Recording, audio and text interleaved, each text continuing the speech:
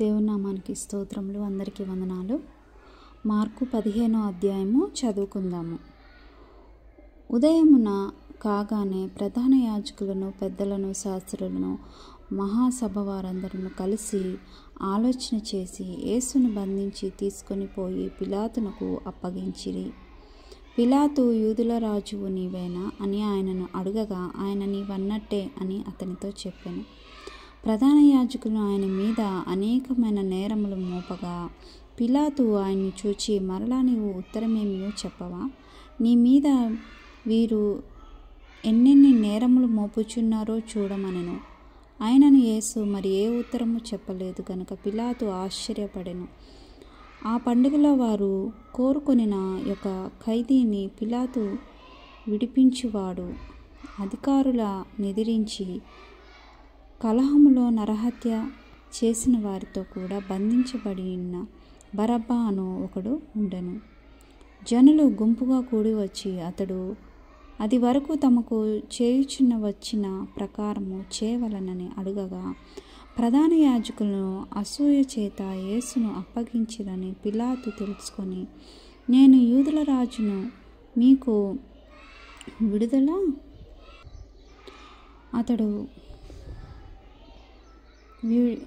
పిలాతు తెలుసుకొని, నేను యూదుల రాజును, మీకు విడుదల చేయగోరుచున్నారా అని ఆయన అడిగారంట. అతడు బరబ్బను తమకు విడుదల చేయవలనని జనులు అడుగుకొనున్నట్లు ప్రధాన యాజకులు వారిని ప్రేరేపించారంట. జనులు మాకు బరబ్బని విడుదల చేయండి అని ప్రధాన యాజకుల్ని ప్రేరేపించారంట. అందుకు పిలాతు, అలాగైతే యూదులు రాజని మీరు చెప్పువాని నేనేమి చేయుదునని మరలా వారిని అడిగారంట. వారు వారిని సిలువ వేయమని మరలా కేకలు వేశారంట. కాబట్టి అందుకు పిలాతు, అలాగైతే యూదుల రాజుని మీరు చెప్పువాని నేనేమి చేయుదునని మరలా వారిని అడిగాను.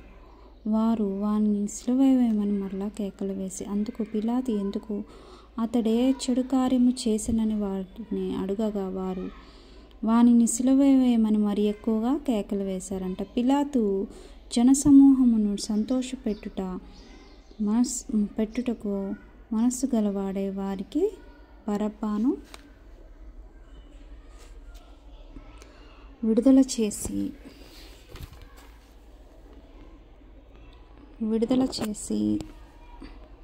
యేసును కొరడాలతో కొట్టించి సిలువ వేయని అప్పగించారు. కాబట్టి బరబ్బను విడుదల చేసి యేసును అప్పగించాడంట. అంతటి సైనికులు ఆయనను ప్రేతోర్యముతో అధికార మందిరం లోపలికి తీసుకొని పోయి సైనికులందరినీ సమకూర్చి కొనిన తరువాత ఆయనకు ఊదారంగు వస్త్రములు తొడిగించి ముండ్ల కిరీటమును ఆయన తల మీద పెట్టి, యూదుల రాజ్యానికి శుభము అని ఆయనకు వందనములు చేయసాగిరి.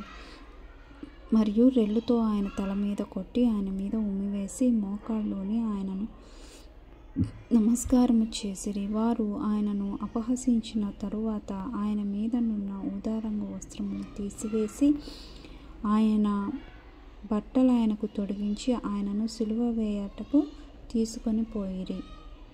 కురేనీయుడైన సీమోను ఒకడు పల్లెటూరి నుండి వచ్చి ఆ మార్గమున పోవుచుండగా ఆయనను సిలువను మోయుటకు అతనిని బలవంతం చేశారంట. ఎవరు? సీమోను. అతడు అలెగ్జాంద్రియునకు రుఫుసునకును తండ్రి. వారు గొల్గొతా అనబడిన చోటకు ఆయనను తీసుకొని వచ్చిరి. గొల్గొతా అనగా కపాల స్థలము అని అర్థము. అంతటా బోళము కలిపిన ద్రాక్షారసము ఆయనకి ఇచ్చిరి, కానీ ఆయన దాన్ని పుచ్చుకొనలేదు. వారు ఆయనను సిలువ వేసి ఆయన వస్త్రముల భాగము ఎవనికి రావనలో చీట్లు వేసుకున్నారంట. ఆయన వస్త్రాలు ఎవరికో రావాలో ఏంటో అని. వాటిని పంచుకొని ఆయనను సిలువ వేసినప్పుడు పగలు 9 గంటలాయెను. మరియు యూదుల రాజైన యేసు అని ఆయన మీద మోపబడిన నేరమును వ్రాసి పైగా నుంచిరి. మరియు కుడివైపున ఒకరిని ఎడమవైపున ఒకరిని, 2 బందిపోట్ల దొంగలను ఆయనతో కూడా సిలువ వేశారంట. అప్పుడు ఆ మార్గమును వెళ్ళుచుండగా తమ తలూచుచు, ఆహా, దేవాలయమును పడగొట్టి 3 దినములలో కట్టువాడా, సిలువ మీద నుండి దిగి నిన్ను నీవే రక్షించుకో అని చెప్పి ఆయన దూషించారంట అక్కడి ప్రజలు. అట్లు శాస్త్రులు, ప్రధాన యాజకులంట అపహాస్యం చేశారంట. ఈడితని రక్షించెను, తన్ను తాను రక్షించుకొనలేడు. ఇశ్రాయేలీల రాజుకు క్రీస్తు ఇప్పుడు సిలువ మీద నుండి దిగి రావచ్చును. అప్పుడు మనము చూచి నమ్మదమని ఒకరితో ఒకరు చెప్పుకున్నారంట. ఆయన రక్షించుకోలేడు, ఇప్పుడు సిలువ దిగిరా, అప్పుడు మేము చూసి మేము నమ్ముతాము అని అక్కడ వాళ్ళు అన్నారంట. అప్పుడు మనము చూచి నమ్ముదమని ఒకరితో ఒకరు చెప్పుకున్నారంట. ఆయనతో కూడా సిలువ వేయబడిన వారు ఆయనను నిందించిరి. సిలువ వేసిన వారిని కూడా నిందించారంట. మధ్యాహ్నము మొదలుకొని 3 గంటల వరకు ఆ దేశం అంతటి చీకటి కమ్మిందంట. 3 గంటలు యేసు ఎలోయి ఎలోయి లామా సబక్తా అని బిగ్గరగా కేకలు వేశాడంట. ఆ మాటకు నా దేవా నా దేవా నన్ను ఎందుకు విడిచితివని అర్థము. దగ్గర నిలిచిన వారిలో కొందరు ఆ మాటలు విని, ఇదిగో ఎలియాను పిలుచుచున్నాడని ఒకడు పరిగెత్తుకొని పోయి ఒక స్పంజీతో చిరకలో ముంచి రెల్లును తగిలించి ఆయనకు త్రాగనిచ్చి తాళ్ళును ఏలియా విని దింపవచ్చునేమో చూతుమనెను. అంతటి యేసు గొప్ప కేక వేసి ప్రాణమును విడిచిపెట్టాడు. ఎవరి కోసం? నీ కోసం, నా కోసం ఆయన తన ప్రాణాన్ని కూడా ఇచ్చాడంట. కానీ మనము బైబిల్ చదవాలన్నా, మందిరాలకు వెళ్ళాలన్నా ఆయనకి సమయం లేదు. కనీసం రోజులో 1 గంట ప్రార్థించాలన్నా సమయం లేదు. ఎందుకు సమయం లేదు? ఆయన మన కోసం ప్రాణం పెట్టాడు కదా ఆయన మనకి, అందుకని సమయం లేదనుకుంటా. మరి అలాగే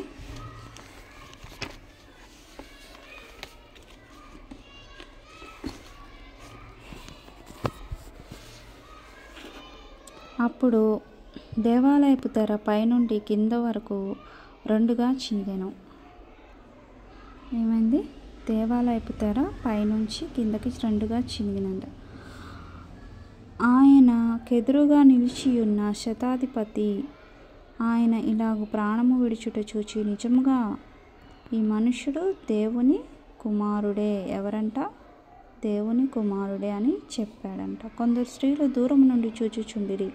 వారిలో మగ్దలేనా మరియ, చిన్న యాకోబు, యోసే అనువారు తల్లి అయిన మరియ, సలోమేయు ఉండిరి. ఆయన తల్లి అయిన మరియయు ఉన్నారంట అక్కడ. గలిలయలో ఉన్నప్పుడు మీరు ఆయన వెంబడించిన ఆయనను పరిచారము చేసిన వారు వీరు కాక ఆయనతో యెరూషలేములకు వచ్చిన ఇతర స్త్రీలు అనేకులు వారిలో ఉన్నారంట. ఆ దినమున సిద్ధపరచు దినమున అనగా విశ్రాంతి దినమునకు పూర్వదినమున కనుక సాయంకాలమైనప్పుడు అరిమతయి యేసపు తెగించి పిలాతు వద్దకు వెళ్ళి యేసు దేహము తమకిమ్మని అడిగారంట. అతడు ఘనత వహించిన ఒక సభ్యుడై దేవుని రాజ్యము కొరకు ఎదురుచూచువాడు. ఎవరు? యేసేపు. పిలాతు ఆయన ఇంతలోనే చనిపోయాను అని ఆశ్చర్యపడి ఒక శతాధిపతి తన యొద్దకు పిలిపించి, ఆయన ఇంతలోనే చనిపోయేనా అని అతన్ని అడిగాను. శతాధిపతి వలన సంగతి తెలుసుకొని యేసోపునకు ఆ శవమును అప్పగించారంట. అతడు నారబట్ట కొని ఆయనను దింపి ఆ బట్టల్లో చుట్టి బండ తొలపించి సమాధి యందు ఆయన పెట్టి ఆ సమాధి ద్వారమునకు రాయి పొర్లించాడంట. మగ్దలేన మరియ, యేసపు తల్లి అయిన మరియ ఆయన ఉంచబడిన చోటు చూశారంట. కాబట్టి ఈరోజు ఆయన వాక్యము ఆయన ఎలా చనిపోయాడో ఇలాగా మనకి మార్కు సువార్తలో 15వ అధ్యాయంలో మనము చదువుకొని ఉన్నాము. కాబట్టి ఈ వాక్యం చదువుతున్న మీరు కూడా ఆయన మరణమును అలక్ష్యము చేయకుండా ప్రతి ఒక్కరూ ఆయన మన కొరకు ఎందుకు మరణించాడు అని ఆలోచన కలిగి, ఆయన మన కొరకు ఎవరు చేయని, ఈ లోకంలో మన కోసం ఎవరు చేయంది చేశాడు. అదే మన కొరకు ఆయన మరణించటం అంటే మన పాపముల కొరకు. మన పాపములు ఆయన భరించాడు, మన శాపాన్ని ఆయన భరించాడు, తన మీద వేసుకున్నాడు. కాబట్టి మనము పరిశుద్ధులుగా ఉండి ఆయన రాజ్యానికి కట్టబడాలని ఆయన కోరుకుంటున్నాడు. కాబట్టి దేవుడిచ్చిన ఈ చిన్న వాక్యమును దీవించునుగాక. ఆమేన్. చిన్న ప్రార్థన చేసుకుందాము. పరిశుద్ధుడా, ప్రేమ కలిగిన తండ్రి, నాయన నీకు వందనాలు ప్రభువా.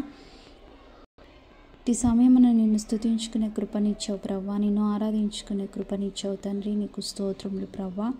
అయ్యా, ఈరోజు నా తండ్రి మార్కు సువార్త 15వ అధ్యాయం ధ్యానించుకొని ఉండగా తండ్రి, అయ్యా నీ వాక్యాల ద్వారా మాతో మాట్లాడావు ప్రభువా. స్తోత్రములు తండ్రి. అయ్యా నాయన నీకు వందనాలు తండ్రి. అయ్యా మా కొరకు నీ ప్రాణాన్ని అర్పించావు ప్రభువా, మా కొరకు నాయన నీ రక్తాన్ని చిందించావు తండ్రి. అయ్యా సిలువ వేయబడ్డావు ప్రభువా, నీకు స్తోత్రములు తండ్రి. నా పాపముల నిమిత్తము, ప్రతి ఒక్కరి పాపముల నిమిత్తము నాయన అయ్యా కల్వారి సిలువలో బలియాగమైన గొప్ప తండ్రి, నీకు స్తోత్రములు తండ్రి. పరిశుద్ధుడా, నీకు వందనాలు చెల్లిస్తున్నాను తండ్రి. అయ్యా దయచేసి తండ్రి నీ ప్రాణం యొక్క విలువ ప్రతి ఒక్కరు గుర్తెరగాలి తండ్రి. ఏదో నాయన నామకార్థంగా జీవించడం కాదు, కానీ నాయన ఈ లోకంలో మాకు ఏది శాశ్వతం కాదు ప్రభా. అయ్యా దయచేసి పరత సంబంధమైన ఆశీర్వాదాలతో దీవెనలతో నింపమని ప్రార్థిస్తున్నాను తండ్రి. ప్రతి ఒక్కరిని దర్శించండి, మాట్లాడండి తండ్రి. నాయన యేసయ్య, ఇంకా ఎవరైతే మారు మనసు పొందుకోలేదో, రక్షింపబడలేదో నా తండ్రి, ప్రతి ఒక్కరూ రక్షణ మార్గంలోకి రావాలని ప్రార్థిస్తున్నాను తండ్రి.